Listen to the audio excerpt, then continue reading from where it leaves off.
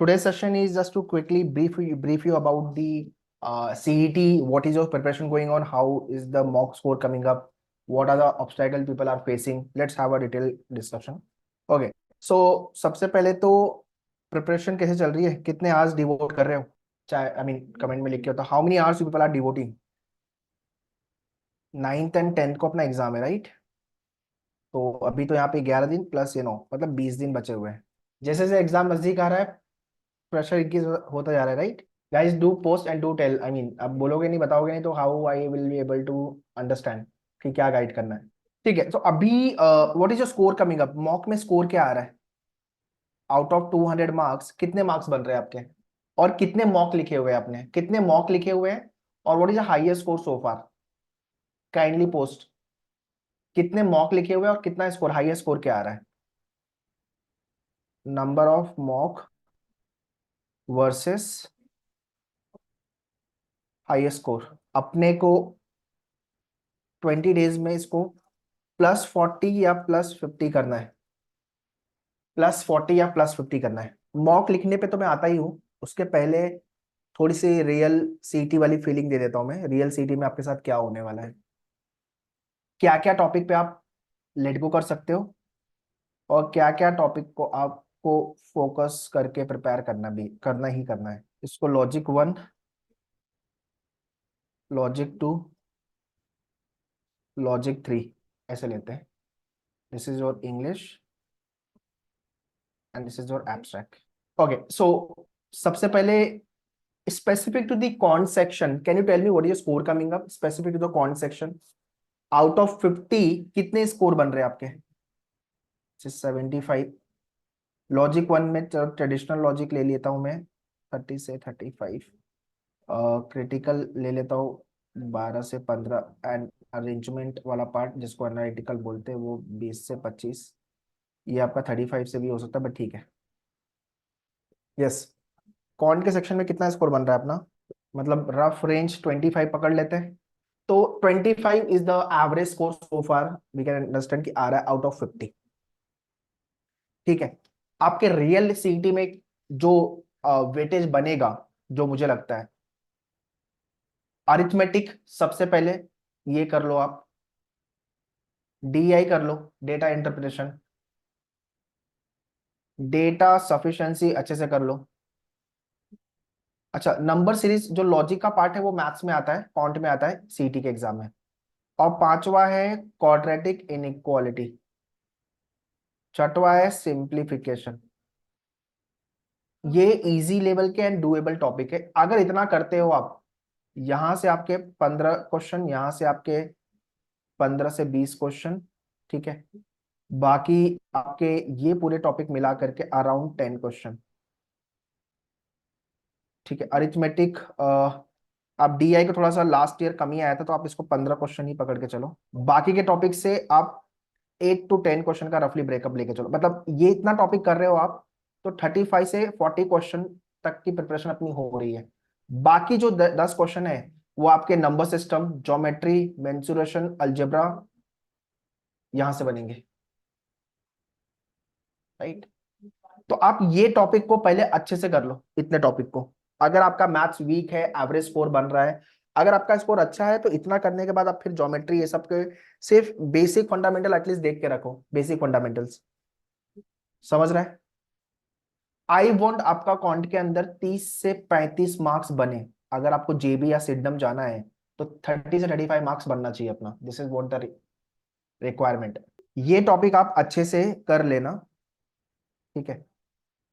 अगर आपको number system, geometry, mensuration, algebra, log हो गया आपका, सीरीज वाला प्रोग्रेशन क्वेश्चन हो गया.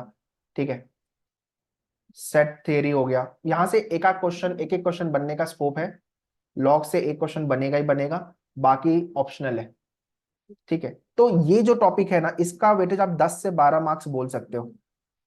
बट हाँ, it is CET, it keep on varying. But हाँ, कि इतना तो आपको अच्छे से करके जाना है. इन सब पे एक ग्लांस दे लो. टाइम नहीं होगा तो कुछ नहीं. अगर आपको लग रहा है, अगर हो सकता है एग्जाम के अंदर इस टॉपिक से इजी लेवल क्वेश्चन आ जाए, जैसे रेक्टेंगल स्क्वायर का प्रॉपर्टी वाला क्वेश्चन आ गया, तो पता है एरिया कैसे निकालना है, पेरीमीटर कैसे निकालना है, ठीक है ना, ठीक है ना, या तो फिर डायगोनल कैसे निकालना है, आपको फॉर्मूला पता है तो कर लोगे आप। सो ट्राई टू हिट 30 से 35 मार्क्स। लॉजिक के अंदर जो ट्रेडिशनल लॉजिक है आपका, ट्रेडिशनल लॉजिक मतलब आपका अल्फाबेट टेस्ट हो गया, ब्लड रिलेशन हो गया, रैंकिंग हो गया, कोडिंग डिकोडिंग हो गया, डायरेक्शन हो गया, सिलॉग हो गया, इनइक्वालिटी हो गया आपका, इनपुट आउटपुट हो गया, ठीक है ना, number series, letter series, clock and calendar, Venn diagram हो गया आपका, और एनालॉजी वाले जो क्वेश्चन है वो हो गए, missing number, classification, cube and dice, ठीक है ना। ये सारे क्वेश्चन, ये सारे टॉपिक आपके ट्रेडिशनल के पार्ट है, 30 से 35 क्वेश्चन यहाँ से बनेंगे। तो आप ये सारे टॉपिक को बिल्कुल भी छोड़ने के बारे में मत सोचो। हाँ, इसमें से आपको लग रहा है कि यार मुझे टफ जा रहा है, तो इनपुट आउटपुट में भी टाइम कंज्यूमिंग, या तो आपको करने में डिफिकल्टी आ सकती है, अदरवाइज थिंग्स आर डूएबल। जो 5 क्वेश्चन का सेट बनेगा ना आपके एग्जाम में, 5 क्वेश्चन का सेट, वो बनेगा सिलॉग, inequality, coding decoding, blood relation, और देखो नंबर सीरीज में यहाँ मेंशन कर रहा हूँ, बट दोनों में भी आता है या नहीं भी आता है, मतलब मैथ्स में तो आएगा ही आएगा, तो आप ये करके रखो। और इनपुट आउटपुट अगर आया तो ठीक है, वैसे आता ही सीटी में A1 2 3 4 5 6, ये 6 टॉपिक ऐसे जहां से 3 to 4 या 5 क्वेश्चन का सेट बने, मतलब यहाँ से आपके अगर क्वेश्चन बने तो मिनी मतलब 3 से 4 या 5 क्वेश्चन, 5 क्वेश्चन का सेट बनेगा यहाँ से। ये 6 टॉपिक को अच्छे से कर लेना। सो फार मॉक में अगर आपका 100 आ रहा है तो +5 +10 आप सीटी में पकड़ के चलो, बनेगा अपना। अगर 100 आ रहा है तो 105 110 अपना बनेगा एक्चुअल एग्जाम में। बट आप उसको एटलीस्ट 140 130 प्लस टच करो, तो जाके एक्चुअल एग्जाम में अच्छा करोगे। और ये जो टॉपिक मैं बता रहा हूँ, इस टॉपिक को थोड़ा एग्रेसिवली नेक्स्ट 20 दिन करो, इसको अच्छे से कर लो। Traditional logic has to be done very well, and it is a scoring area, तो यहाँ पे आपका मार्क्स बनना चाहिए, यहाँ पे आप मार्क्स लूज नहीं कर सकते हैं, ठीक है। उसके बाद आपका क्रिटिकल है, जिसके अंदर आज आपका आर्ग्यूमेंट, अजम्पशन,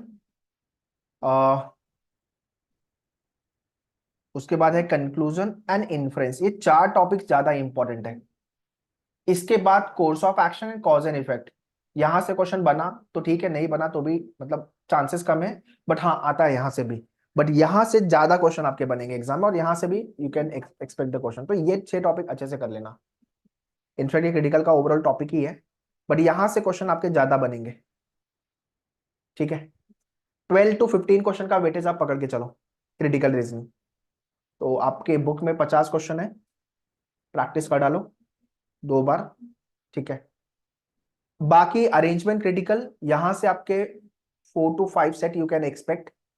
तो 20 से 25 क्वेश्चन, अगर कम हुआ तो 15 क्वेश्चन अगर हुआ, तब इसका वेटेज बढ़ जाएगा, क्रिटिकल एनालिटिकल लॉजिक का वेटेज बढ़ जाएगा, आई मीन ट्रेडिशनल लॉजिक, ठीक है। तो अगर यहाँ पे कम हो रहा है कुछ, तो यहाँ पे कुछ बढ़ेगा। Are you getting? तो यहाँ पे लीनियर सर्कुलर डिस्ट्रीब्यूशन अरेंजमेंट, जिसको मैट्रिक्स अरेंजमेंट, यहाँ से आपके 3 सेट, मतलब 15 क्वेश्चन तो यहीं से बनने वाले हैं। बाकी फिर आपका सिलेक्शन हो गया, टीम बिल्डिंग एंड ऑल, वो देख लेना आप।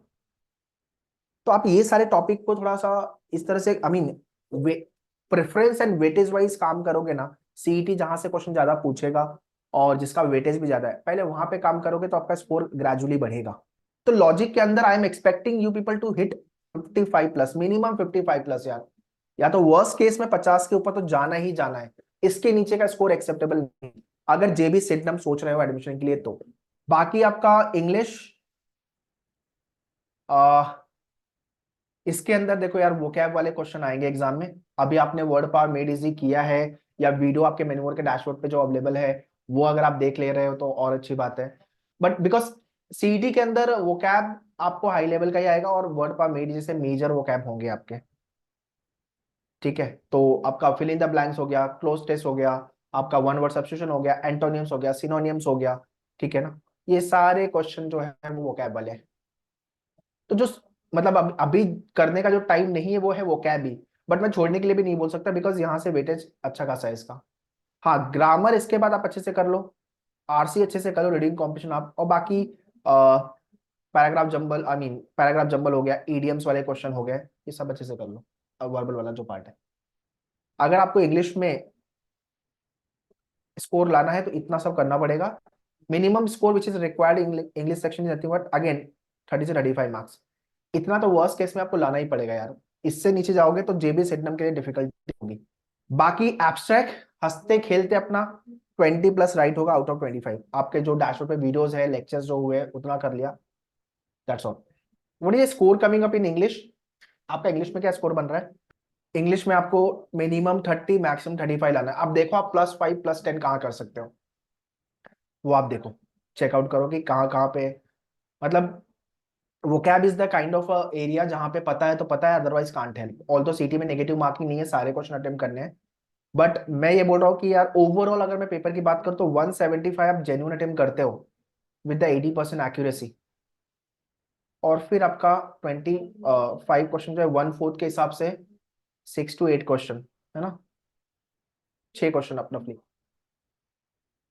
तो भी डिसेंट स्कोर है।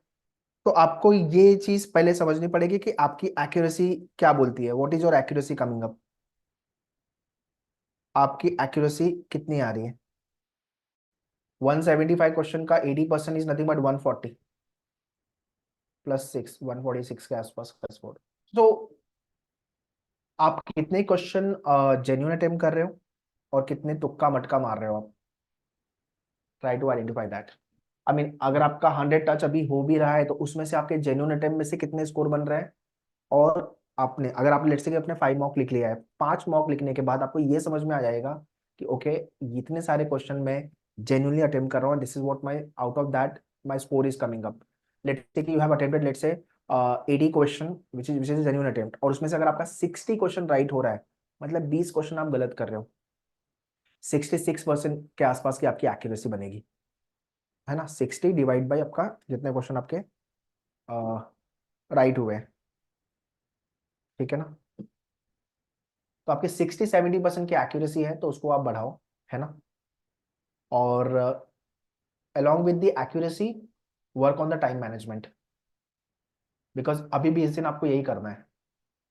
मैक्सिमम आपका ये वीक आप पढ़ लो खत्म, इसके बाद आपको पढ़ने का, इसके बाद नया टॉपिक के लिए तो आई वुड नॉट रिकमेंड। अब तो जितना पढ़ के हो गया हो गया आपका मैक्सिमम आपका फेब मंथ, उसके बाद तो फरवरी मार्च में you should not touch any single topic. ये मॉक को अटेम्प्ट करने का स्ट्रैटेजी है। अब आप कैसे अटेम्प्ट कर रहे हो I don't know, what section you are attempting first, what section you are attempting last, but one session which I want to give you, don't attempt English section in the last. English को आप last में बिल्कुल attempt मत करो, ठीक है। So you can start with abstract, may be you can start with English, ठीक है, फॉलोड बाय सेकेंड थर्ड पे आप एब्स्ट्रैक्ट या लॉजिक को डाल सकते हो, एंड फोर्थ पे कॉन्ट, ठीक है ना। बिकॉज अगर आपने कॉन्ट आपका वीक है और आपने पहले उसको सॉल्व किया तो काफी टाइम खराब करोगे और अटेम्प्ट भी कम जाएंगे।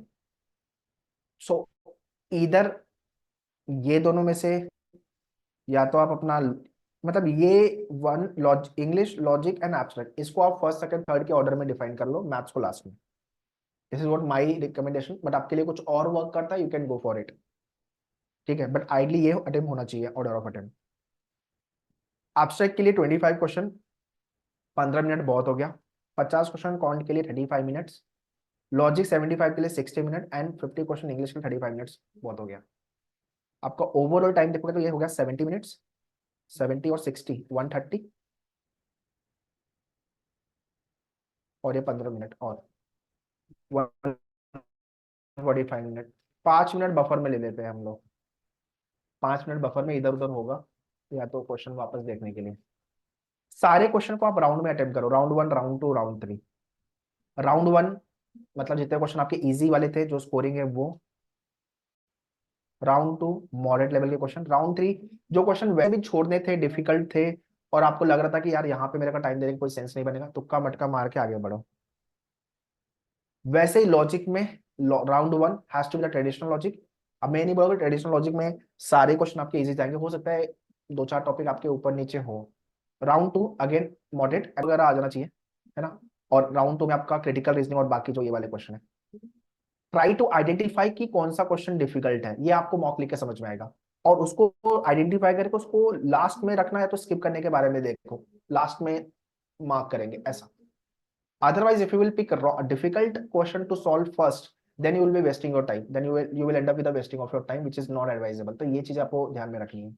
ये छोटी छोटी गलतियां है जो आप इम्प्रोवाइज कर लोगे ना, बाय डिफॉल्ट 5, 10 मार्क्स 15 मार्क्स आपका बढ़ जाएगा by default. Rectifying small mistakes is directly proportional to your marks and time. Out of 50 question of your cont, round 1 again go for the easy level topic. Now you need to know कि मेरा easy क्या है, आपका strong area क्या है, आपका week area क्या है. Round 2 again moderate and round 3 difficult. 3 round में आप हर सेक्शन पे अटैक करो. तो so far they have given a paper pattern as a sectional format. तो लेट्स, लास्ट ईयर भी जंबल नहीं था. लास्ट ईयर में सिर्फ सेक्शन डिफाइन नहीं किया था उन्होंने. मतलब एक बार अगर इंग्लिश चालू हो तो पूरा पेपर इंग्लिश ही जा रहा था, पूरा आगे के क्वेश्चन इंग्लिश. फिर एक बार मैथ्स चालू हो तो पूरा मैथ्स ही. तो सेक्शन लास्ट ईयर डिफाइन नहीं किया था, नो डाउट. ठीक है ना. Abstract logic round 1 round 2 more than sufficient. Round 1 में सारे इजी, राउंड 2 में मॉडरेट एंड जो डिफिकल्ट है.